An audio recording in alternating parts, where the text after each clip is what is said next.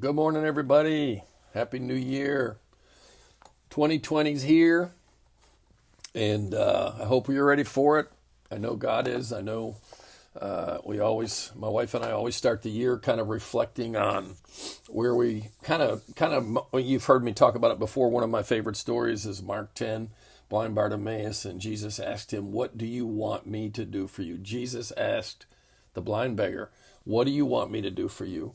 And we just like to start our year thinking about that. What do we want this year? And obviously, we don't mean it like entirely selfishly, although I'm not going to tell you there isn't some selfishness in it, because I don't think all selfishness is wrong. For instance, self-care is not selfish. But I just want to challenge you, man. I want to help you. Gosh, I mean it with all my heart. I want to help you live as close to the life God wants you to be enjoying as you possibly can. We're all at different places. Life has given us resources or gifts or abilities different from each other. Life has dealt pain and trauma and challenge in our lives in different degrees. So the issue's not are we, if we do we look like we're doing as well or the same. The issue is are we putting one foot in front of the other and moving this ball down the field and just getting healthier and more whole. And I'll be honest with you, man, having issues is not the issue. Everybody's got issues. It's what you decide to do with your issues. And that's what we're about. We're about helping you figure out how to jump into this stuff and make it a really, really cool year. So as I got thinking about what I want to do this year, honestly, I had a direction I was going to go, but I never could. I just didn't feel great about it. And I feel like in the last couple of days, the Lord has just stirred me in a different way. Interesting that our first 8-minute mind shift is on the 8th of January. Just kind of cool. 8 being the number of new beginnings. And the beautiful thing about the way this stuff works is His mercies are new every morning. And we can hit the restart button and say, God, I'm going to start over this year. I'm going to go after some things inside of me and outside of me that I feel you're leading me to. So I want to talk to you a little bit about toxin. You hear a lot about detox diets and talking about how the body, through what we eat and what we do and don't do, exercise and not exercise, how toxins build up in our body. And a toxin is a poison, would be one way of looking at it. But there's something interesting about the definition of a toxin. A toxin is a type of poison produced, key word here, within the living cells and the systems and organs of a living thing. In other words, toxins, they're not out here. Things out here might cause or become toxins once they're inside of us. But again, I'm cluing in on that for this simple reason. I believe the greatest challenges between you and the life you want, you and the life God wants for you, are inside of you, not outside. And so our effort is always aimed at helping you identify, challenge, and change. We've talked a lot about, capture, question, replace. I couldn't think of that first word. Capture, question, and replace. So I want to talk to you a little bit about toxins this morning. But, you know me, I want you to think about it in the sense of your soul and spirit, not your body. Although obviously the principles are somewhat transferable.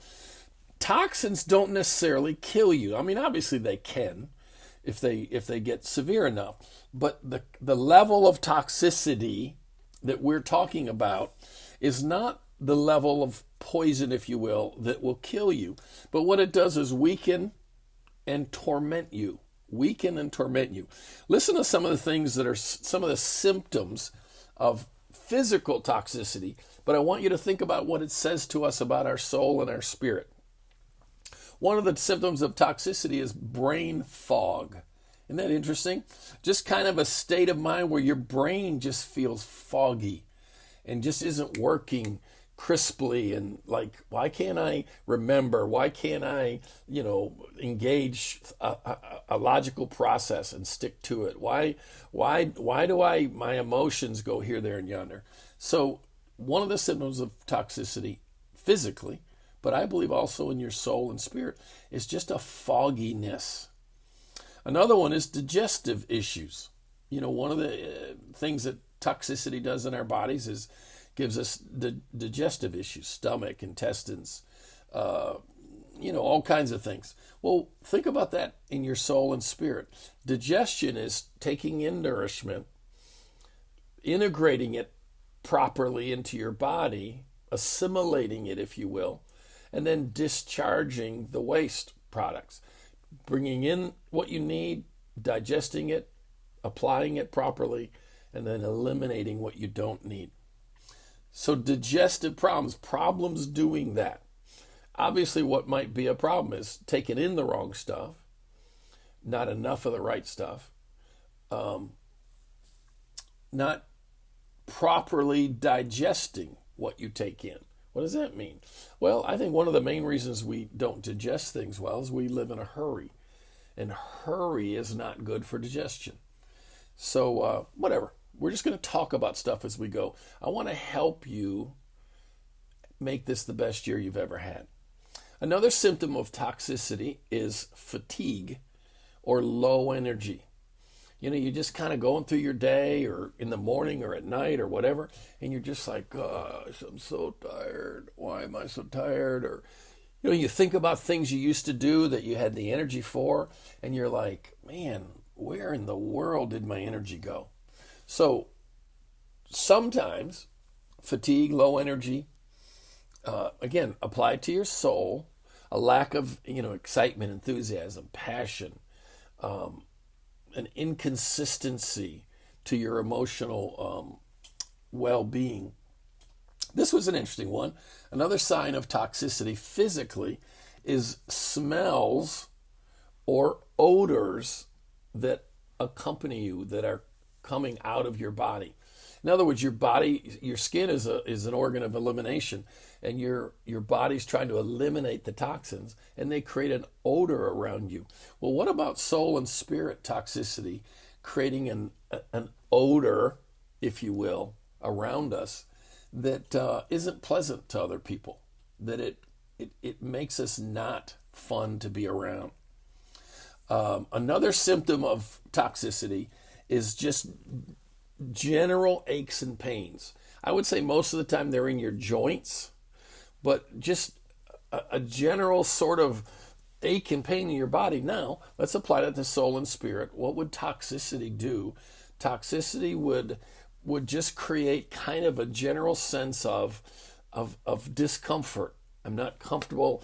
I kind of go this direction, I'm not comfortable. I kind of go this direction, I'm not comfortable. My relationships, there's aches and pains. All right? The third symptom I want to mention is disproportionate sensitivities. In other words, when we have toxicity in our body, we're overly, inappropriately sensitive to certain things. It might be smells, it might be things we eat, it could be challenges and anxiety. It could be all kinds of things.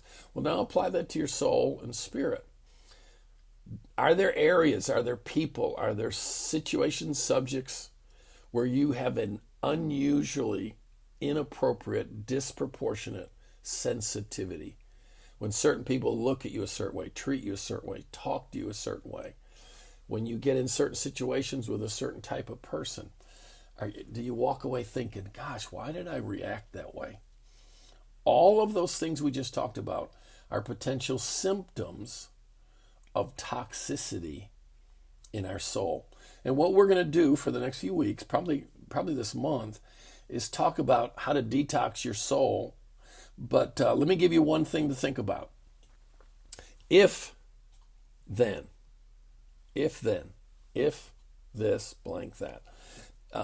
I threw a little thing up there right before telling you that we're getting ready to do our thing. And I said, do you have the cart before the horse? What does that mean? Well, normally the horse is out front pulling the cart.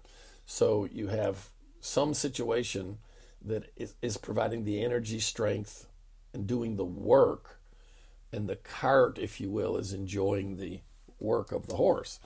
Well, what I'm getting at is this. I believe there's a lot of us as Christians that are suffering under expectations and challenges and judgment that has already been taken care of. In other words, we're attempting to earn something, deserve something that we already have. Lord willing, what we're going to talk about next week is one of the most important things for you to begin this year in a way differently, maybe for some of us, than we ever have before. And that is learning how to recognize the toxicity of if-then situations. Basically, conditions that we put on God's love, God's approval, self-acceptance, and things of that sort. Love you guys, man. Looking forward to having a great year together. If you think about it, throw a thought or two on the comments about toxicity and toxins that you've found in your own soul or the people around you. All right? Love you guys. See you next week. Bye.